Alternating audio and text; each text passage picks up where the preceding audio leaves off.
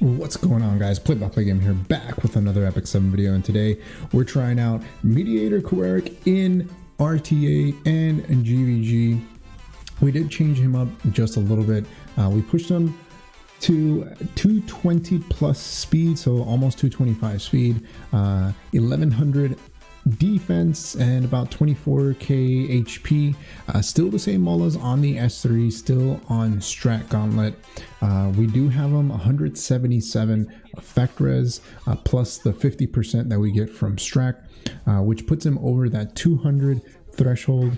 And so some of these fights, I don't know, I felt that he was kind of dead weight. As you saw there, we brought him into Politis, Anti-Surin.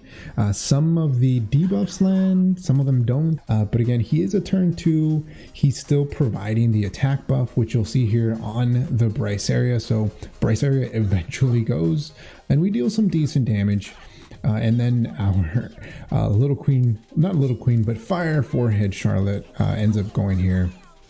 And we do take care of him, but the thing is, if we're bringing him in as that attack buffer, it's I don't know, I think there's still better choices, right? And some of these fights you can definitely bring him in with bruisers to take advantage of the S2, just so that you can get a bigger barrier, because the way that it's set up right now, it's he gets a barrier, or he gives barriers based on the allies' HP. So if you bring in squishies, the barrier is going to be almost non-existent. Of course, if you do Mola the S2 barrier, I think it's like an additional 20% barrier that you can get it up to. But even then, you know, 20% is pretty much nothing if you are trying to protect some squishies.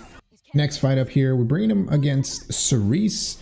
This one, I would say, showcases a little bit more of, I guess, how you would want to play him.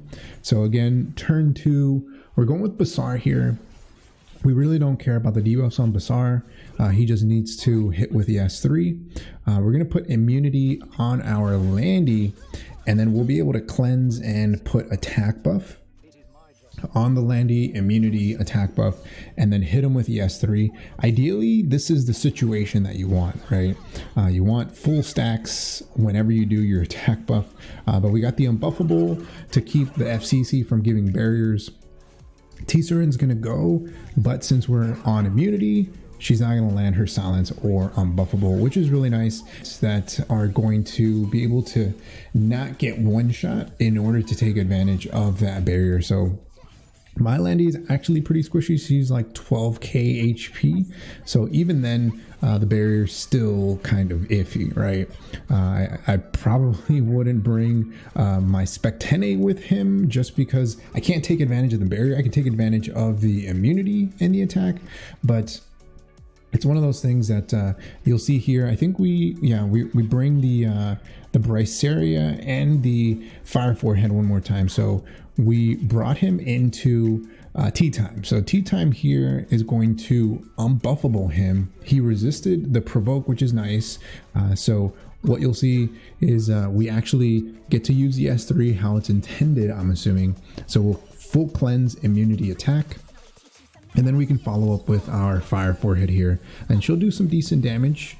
She does get her own attack buff, but putting the attack buff on the S1, I am running her with Senya's artifact fully maxed out, so we are able to take advantage of the damage that we get from that. But we do bring in some sustain in the form of Crow here, so that way we can straight up horse somebody. But yeah, I mean, Mediator Kawerik, after he goes with his S3, he's pretty much done. After that, it's pretty much up to the rest of your team to kind of take care of things. And as you can see, Fire Forehead putting in work. Definitely Mediator Kawerik not doing too much here. The only thing that we can do here is the S2. We'll put the barrier on the Fire Forehead, so that way we can keep going with our AoE spam of S1. But that's pretty much the only reason that we're bringing our Fire Forehead, because we need the big damage. If we're bringing in other units, we could potentially bring them in with SSB or anyone else that really scales up with the attack. But I mean, most of the RTA or most of the arena meta right now features some kind of Rowana. All right, RTA time, here we go. So this time we are bringing him in with SSB Fire Forehead Showcase, as you can tell, but we are actually going turn 2 here. So we're gonna go with the S3 on Mediator Kawerik, so we'll be able to cleanse that off, give ourselves immunity and attack buff. So again, this is an ideal situation that T-Crozet really, I don't think can do much here. We'll be able to give ourselves a bit more sustain once we get a turn in with our Crow. We're gonna go with our S2 here, get that shield up. It doesn't really matter, I think, here who we push, if we can push them at all, because then we're just gonna hit him with the LQC, right? It's not LQC, it's Fire Forehead. Okay, there we go. We'll pop him. Boop. He's gonna go down. Even if he gabs here, I think we're okay.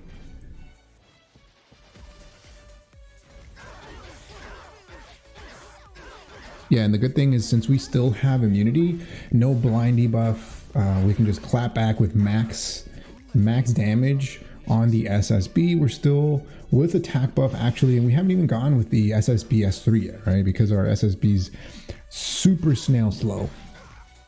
So he can't get in his stuns, and then it's pretty much GG after this, right? Even if we don't hit the flurry, everyone else is pretty squishy.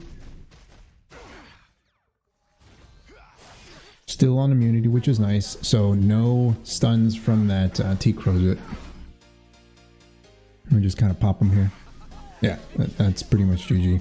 We would have followed up again with our Fire Forehead and then done some work. But in the next fight here, this one is very similar. We're bringing the exact same team comp. So we're bringing in Adventurer Raz this time instead of Crow, because the opposing team picked Crow. So we're gonna go into the maid here, and we brought in 2 AoEs for that Spec 10A. So we got SSB and we got Spec 10A.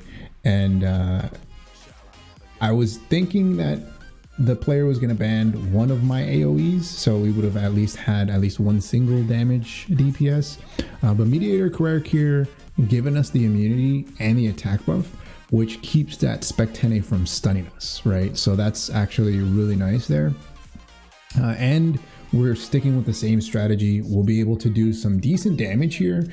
Double Soul Weavers, which is kind of unfortunate, but we have to kill the Spec 10A twice over because of the revive buff. So the good thing here, can't stun. So we can at least guarantee ourselves one more turn with whoever she doesn't kill.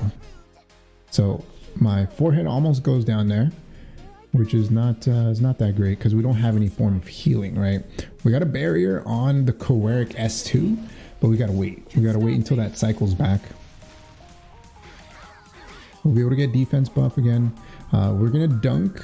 I don't think we'll do too much damage here, but I mean, something. We don't crit the Spec 10A, and then we'll go S1 here. And then I think we take out the Spec 10A, right? Yeah, okay, we take her out. And then we can get a little baby barrier. But again, didn't really bring with squishy units because the barrier, we need to take advantage of it, right? So we need as big of a barrier as we can get. So that does give our SSB and our forehead some survival, even though we don't have any healing. Doesn't matter because, oh, does not go on the forehead. Goes on the SSB, and then that's pretty much GG, right?